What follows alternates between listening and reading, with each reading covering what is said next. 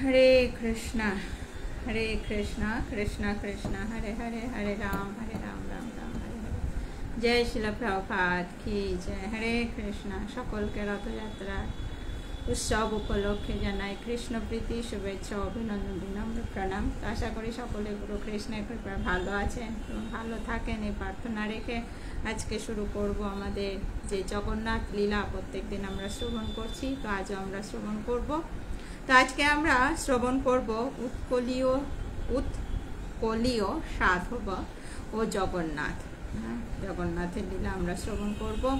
তো তার প্রথমেই আমরা একটু গুরু কৃষ্ণের কাছে প্রণাম নিবেদন করে আশীর্বাদ নিয়ে তারপর আমরা শুরু করব। হরে কৃষ্ণ। ওং অজ্ঞানতিমিরান্ধস্য জ্ঞানাঞ্জনশলাকয়া চক্ষুর্মিলিতাং येन तस्मै श्रीगुरुवे नमः। नमो विष्णुपादाय कृष्णप्रेष्ठाय भूतले श्रीमते जयपताका स्वामिनीति नामिने। नमो आचार्यपादाय निताय कृपाप्रदायिने गौरकथा धामोदाय नगरग्रामधारिणे। नमो विष्णुपादाय कृष्णप्रेष्ठाय भूतले श्रीमते भक्तिवेदान्त स्वामिनीति नामिने। नमस्ते सरस्वती देवे गौरवाणी प्रचारिणे निर्विशेष शून्यवादी पाश्चात्य देशतारिणे। वंशाकल्पतरुपस्य कृपा सिन्धुभ्येव च पतितानां पावनेभ्यो वैष्णवेभ्यो नमो नमः। जय श्री कृष्ण चैतन्य प्रभु नित्यानंद श्री अद्वैत गदाधर श्रीवासादि गौर भक्तवृंद। नीलाचल निवासाय निताय परमात्मने बलभद्र सुभद्राभ्यां जगन्नाथाय ते नमः। कदाचित् कालिन्दितट विपिन संगीततारल मुदा वीरि नारीपादन कमला साधु मौधुपा। रमा शंभु ब्रह्मा मोरपति गणेशाच्युतपद जगन्नाथ स्वामी नयन पथगा भवतु मे। हरे कृष्णा कृष्ण कृष्ण हरे हरे, हरे राम राम राम हरे हरे।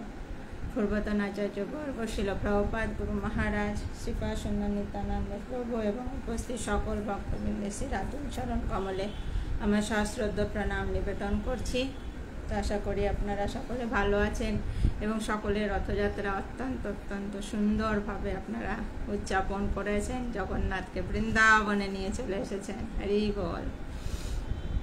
তো এখন এই বৃন্দাবনে থাকাকালীন, তাই না, জগন্নাথ হচ্ছেন কি খুবই আনন্দে আছেন। তো এই সময় কারণ যখন কেউ আনন্দ অবস্থায় থাকে তখন তার কাছে আমরা যা প্রার্থনা করি, যা আমরা তার মানে চাই, তাই না, তাই সে কি করে আমরা দেখেছি যে সে তখন কি করেন যে সেটাকে তথাস্তু, তাই না। যেমন চৈতন্য মহাপ্রভু যখন তার মহাভাবে মহা আনন্দে তিনি ছিলেন তখন তিনি কি বলেছিলেন, তোমরা সব চেয়ে নাও, তোমাদের যার যা প্রয়োজন, তাই না, তোমরা চাও, আজকে আমি দিতে রাজি।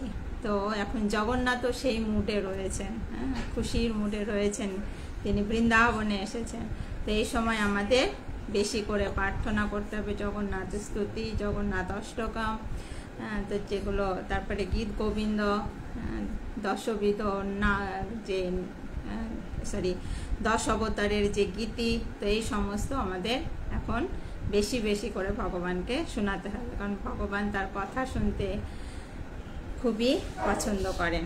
তো আজকেও আমরা যে জগন্নাথ এবং জগন্নাথের এক ভক্ত উৎকলীয় সাধক, যে তাকে জগন্নাথ যে সকলকে কিভাবে তিনি যে ভক্তকে রক্ষা করেন, এর আগে আমরা যেরকম শ্রীমদ্ ভাগবতম থেকে শ্রবণ করেছিলাম যে তিনি গজেন্দ্রকে কিভাবে উদ্ধার করেছিলেন। গীতাতে অর্থাৎ মহাভারতের যে পর্ব থেকে আমরা দেখেছিলাম দ্রৌপদীকে দুঃশাসনের হাত থেকে ভগবান কি করে রক্ষা করেছেন। আর কৃষ্ণলীলার তো বলার কোনো অপেক্ষাই থাকে না, কৃষ্ণলীলাতে এত আমরা প্রত্যেকটাতেই দেখেছি, তাই না, যে সে কিভাবে তার ভক্তকে দৈত্য দানব দস্যু রাক্ষস এই সমস্ত সকলের হাত থেকে কিভাবে তিনি তার ভক্তদের রক্ষা করেছেন।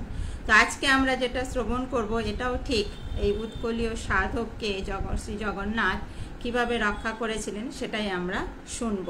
তো কখন ভগবান রক্ষা করেন না, গীতাতে ভগবান কি বলেছেন, যে 18 অধ্যায়ের 66 নম্বর শ্লোকে যে সর্বধর্মং পরিত্যাজ্য মামেকং শরণং ব্রজ অহং তং সর্বপাপেভ্যো মোক্ষয়িষ্যামি মা শুচি। তো আমরা সমস্ত কিছু মানে আশা আকাঙ্ক্ষা সমস্ত কিছু ছেড়ে দিয়ে শুধুমাত্র একবার যদি আমরা ভগবানের চরণে প্রপত্তি করতে পারি, তাহলে আমাদের পাপ বলুন, তাপ বলুন, এই জগতের যা কিছু আমাদের মধ্যে যে কলুষতা আছে সমস্ত কিছু ভগবান হরণ করে নিয়ে তার পদে আমাদের কি দেবেন? মোক্ষ প্রদান করবেন। কিন্তু আমাদের মোক্ষের প্রয়োজন নেই, আমাদের সেবার প্রয়োজন, তাই না? তো এইভাবে ভগবান কি করেন? তার ভক্তকে তার নিজের করে নেন। তো এখানে আমরা দেখতে পাবো যে ভগবানকে পেতে গেলে আমাদের ভগবানের চরণে এই জগতের সমস্ত কিছুর উপর থেকে কি করতে হবে? যে সমস্ত কিছুর কর্তা হচ্ছেন কে? ভগবান, তাই না? এইটা মনে করে যখন আমরা ভগবানের প্রতি স্বীকার করে, তার কাছে কৃতজ্ঞতা স্বীকার করে তার চরণে আমরা আত্মসমর্পণ করব, তখন ভগবান আমাদের যে কোনো, তাই না, যে কোনো বিপদ থেকে তিনি উদ্ধার করতে কি করেন? দ্বিতীয়বার ভাবেন না, তা তিনি তৎক্ষণাৎ তাকে উদ্ধার করেন। তো আসুন শোনা যাক উৎকলীয় সাধককে শ্রী জগন্নাথ কিভাবে উদ্ধার করেছিলেন। হরে কৃষ্ণ। তো এই উৎকলীয় সাধক তিনি কি ছিলেন? একজন বড় ধনী মানে বণিক ছিলেন। তিনি বাণিজ্য করতেন। এখন তো আমাদের যেরকম বাণিজ্য হয়, তো আগেকার দিনে এরকম রাজারা তারা কি জাহাজ নিয়ে, এখনো হয় আমাদের জলপথে হয়, স্থলপথে হয়, তারপরে অন্তরিক্ষে হয়, তাই না? কিন্তু সেই সময়ে শুধুমাত্র জাহাজ পথেই, তো মানে জলপথেই হতো। তো এই বণিক তিনি কি করেছিলেন? তার যে জাহাজে করে তিনি বাণিজ্য করে ফিরছিলেন, তার গৃহ অভিমুখে ফিরছিলেন। তো ফেরার রাস্তাতে জাহাজ কি ছিল? পুরো তার যে বাণিজ্য করে ফিরছেন, মানে সমস্ত তার পণ্য সেই জাহাজের মধ্যে ছিল, এবং তিনি বাণিজ্য করে দেশে ফিরছেন, বাড়ির দিকে ফিরছেন। তো ফেরার রাস্তাতে কি হয়েছে? রাত্রেবেলায় একটা নতুন দ্বীপের কাছে এসে সেই জাহাজটা ঠেকেছে। তো তারা মনে করেছেন যে তাহলে আজকের রাতটা এখানেই থাকি, রাত্রে আর আমরা তাহলে চলবো না, তাহলে এই দ্বীপেই আমরা কি করি? নোঙর ফেলে আজকের রাতটা আমরা এখানেই বিশ্রাম করি, তারপরে আগামীকাল আমরা আবার যাত্রা করব। তো তখন সেই দ্বীপে তারা কি করলেন? নোঙর ফেললেন, এবং ফেলার পরে তারা বিশ্রামে যাবেন। আর সেই সময় এই উৎকলীয় সাধক দেখছেন ওই দ্বীপের এক প্রান্তে এমন একটা মানে অলৌকিক আলো, তার মানে সচরাচর এই আলো দেখা যায় না, যে অন্ধকারের মধ্যে একবারে পুরো যেন আলোয় আলোকিত হয়ে গেছে চারিদিকে। তো তখন এই উৎকলীয় সাধক তিনি মনে করলেন এই আলো, এই যে চমকানো আলো, এটা কোনো সাধারণ আলো নয়, তাহলে এটা নিশ্চয়ই কোনো বিশেষত্ব আছে। তখন তিনি কি করলেন? তার সেই জাহাজ থেকে দাঁড়িয়ে দাঁড়িয়ে তিনি দেখতে লাগলেন যে কি হচ্ছে ব্যাপারটা। তো তখন তিনি দেখছেন যে আলোটা তো মানে এমন চমৎকৃত, একটা অন্ধকারের মধ্যে আলোর যেন একটা ফোয়ারা হচ্ছে, যেরকম আমাদের হয় না দীপাবলিতে অন্ধকারের মধ্যে আলোর একটা যেন ইসের মতন এত সুন্দর লাগে। তা তিনি ওটা দেখে মুগ্ধ হয়ে গেছেন।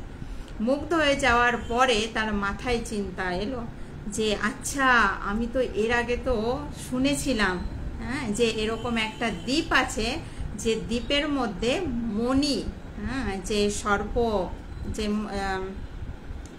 যে মণিচূড় সর্প অবস্থান করে, এবং সেই মণির আলোয় আলোকিত হয়ে থাকে সেই দ্বীপ।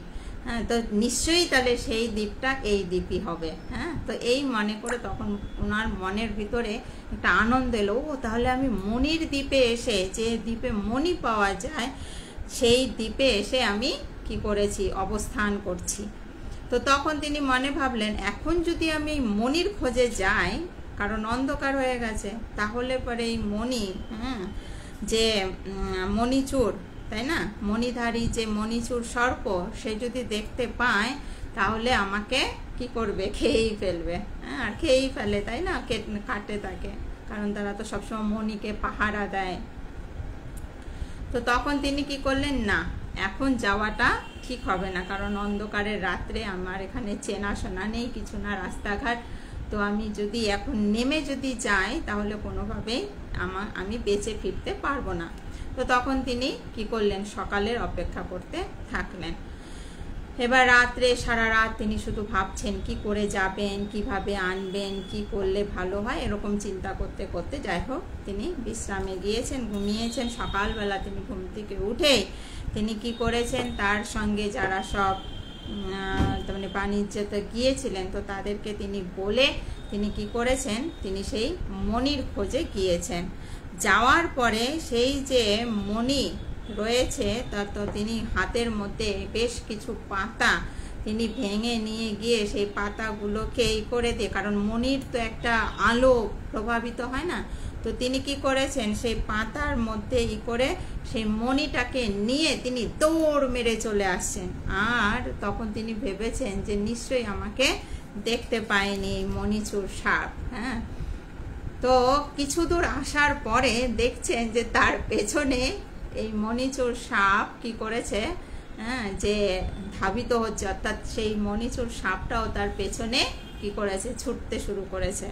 আর সাপে তো বেশি মানুষের থেকে বেশি জোরসে দৌড়াতে পারে, কিন্তু এই সাপ তো সাধারণত মানে সাপ নয়, তো বিশাল আকারের সাপ।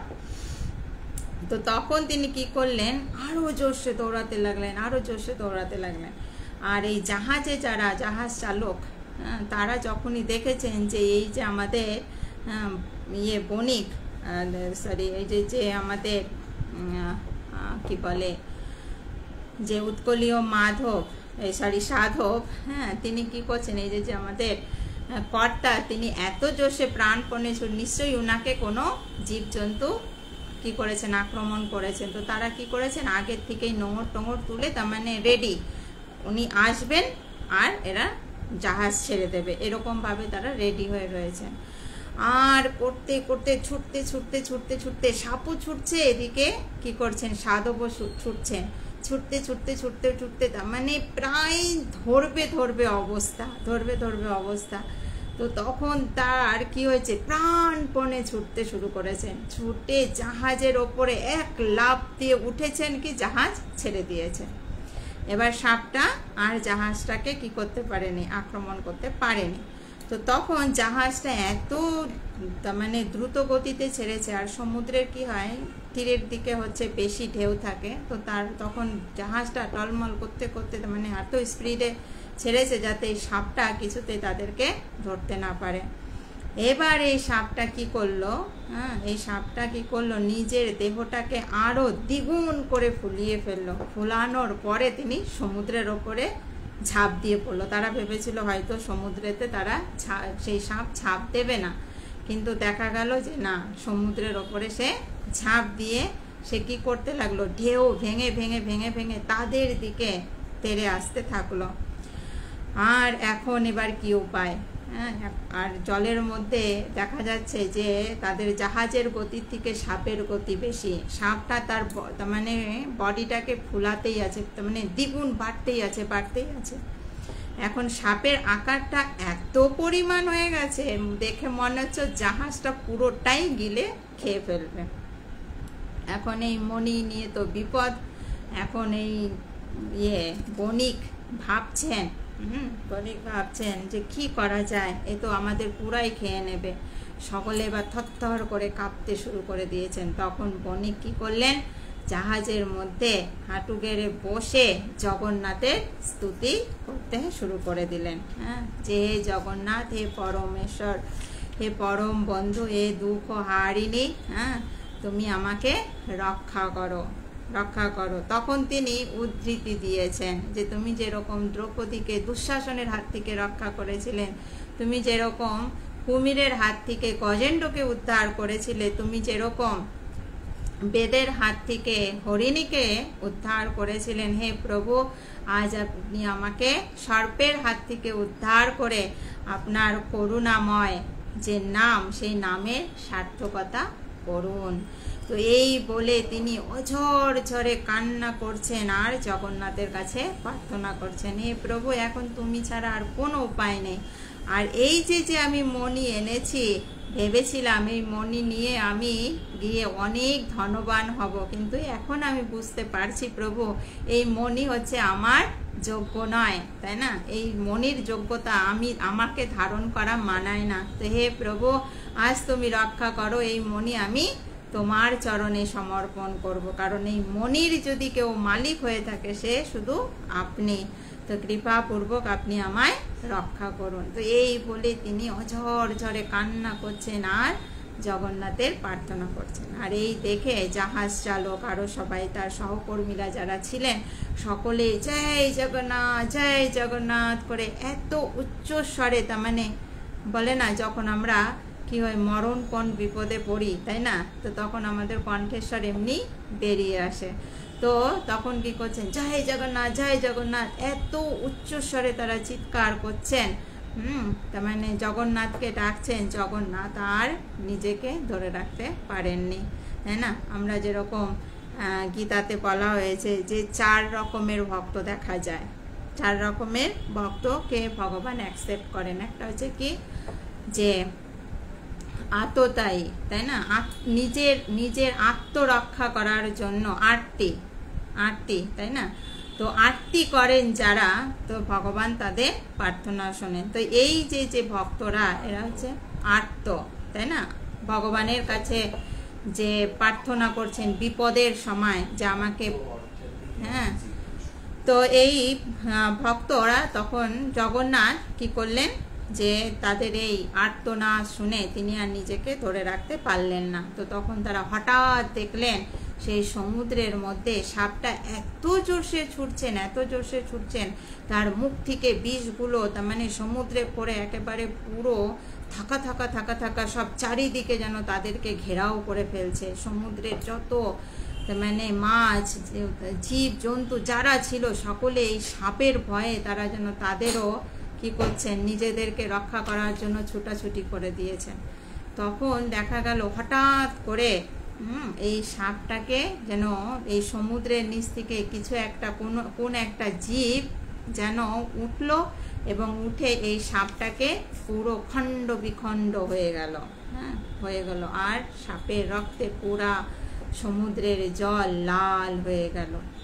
আর তখন হেরা দম ছাড়লো যে আজকে আমরা জগন্নাথের জন্য বেঁচে গেলাম। হ্যাঁ, নিশ্চয়ই জগন্নাথ এই কিছু যে আমরা দেখলাম যে কোনো একটা জীব এলো, তারা স্পষ্ট দেখতে পায়নি, বাট কেউ এলো এসে এই সাপটাকে কি করলো, খণ্ড বিখণ্ড করে ফেললো। তখন তিনি কি করলেন যে মানে সেই জাহাজ চালক এবং তার সহকর্মীরা এবং সেই বণিক তারা সকলে মিলে জগন্নাথের উদ্দেশ্যে প্রার্থনা করলেন এবং প্রণাম নিবেদন করলেন, কৃতজ্ঞতা স্বীকার করলেন। আর তখন এই জাহাজ নিয়ে তারা সোজা শ্রীক্ষেত্র ধামে পুরীতে গেলেন। যাওয়ার পরে জাহাজ থেকে নেমে এই মণিটাকে, যে মণির জন্য এত কাণ্ড হলো, সেই মণিটাকে তিনি কি করলেন, জগন্নাথের চরণে গিয়ে সমর্পণ করে কৃতজ্ঞতা স্বীকার করলেন। আর সেই মণি আজও পর্যন্ত জগন্নাথের কাছেই আছে। সেই মণি মাঝে মাঝে জগন্নাথেরকে পরানো হয়, তো সেটা সুরক্ষিতই রয়েছে এখনো পর্যন্ত। আর সেই মণির ওখানেও এখনো অনেক অলৌকিকতা ঘটতে দেখা যায়। তো এইভাবে সেই ভক্ত কি করলেন, জগন্নাথের কাছে সমর্পণ করে দিয়ে তারপরে তিনি ঘরে ফিরলেন। তো এইভাবে এই জগন্নাথ কি করেছিলেন, এই বণিককে রক্ষা করেছিলেন। এর থেকে আমরা বুঝতে পারি বা আমাদের শিক্ষা হচ্ছে এই যে আমাদের যে বিপদেই আমরা পড়ি না কেন, তাই না, বিপদে পড়ি না কেন, ভগবান ছাড়া আমাদের কোনো বিপদই কেউই উদ্ধার করতে পারেন না। তো আমরা যদি শুধু বিপদে নয়, সর্ব অবস্থাতে যদি আমরা ভগবানকে আরাধনা করি, ভগবানের প্রার্থনা করি, তাহলে ভগবান আরও কত আমাদের প্রতি খুশি হবে, তাই না? তোর জন্য আমাদের সব সময় জগন্নাথের প্রার্থনারত থাকতে হবে। আর এখন হচ্ছে জগন্নাথের যে রথযাত্রা, এবং এখন গুন্ডিচাতে অর্থাৎ বৃন্দাবনে রয়েছেন জগন্নাথ, আর বলা হয় যে মাসির বাড়িতে। তো এই সময় জগন্নাথ অত্যন্ত খুশি প্রফুল্লিত অবস্থায় রয়েছে। তো এই সময় আমরা জগন্নাথকে আরও কত আনন্দ দিতে পারি, এটাই আমাদের প্রয়াস করতে হবে, তাই না? তো সেই প্রয়াসের প্রার্থনা রেখে আজকে আমরা এখানেই বিশ্রাম করি। আগামীতে আমরা আবার নতুন কোনো লীলা শ্রবণ করব, ঠিক আছে? হরে কৃষ্ণ কৃষ্ণ কৃষ্ণ হরে হরে, হরে রাম রাম রাম হরে হরে। জয় শিল প্রভুপাদ কি জয়। জগন্নাথ বলদেব সুভদ্রা মহারানী কি জয়। সকল উপস্থিত গৌর ভক্তবৃন্দ কি জয়। হরে কৃষ্ণ। ভুল ত্রুটি হলে পরে ক্ষমা করবেন এবং দেখা হবে আগামী পর্বে। আর ভালো লাগলে অবশ্যই একে অপরের সঙ্গে শেয়ার করবেন। জয় শিল প্রভুপাদ কি জয়। হরি বল।